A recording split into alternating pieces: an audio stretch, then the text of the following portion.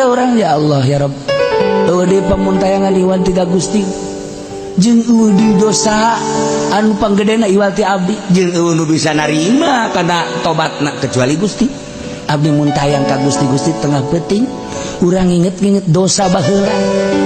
Misalnya orang boga kabair ya judi, misalnya orang boga kabair ya mabok, misalnya orang boga kabair pernah segala rupa nampiling batur dan lain sebagainya. Jadi kurang tengah penting datang ke beneran keluar cai mata tae neraka moal sanggupeun belum jelema nu pernah ngaluarkeun cai mata nginget-nginget kana dosa.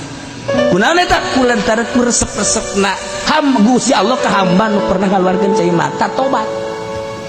Panggereget-geregetina Gusti Allah ka jelema nu ngarasa hebat jasa dina ibadahna teu pernah tobat.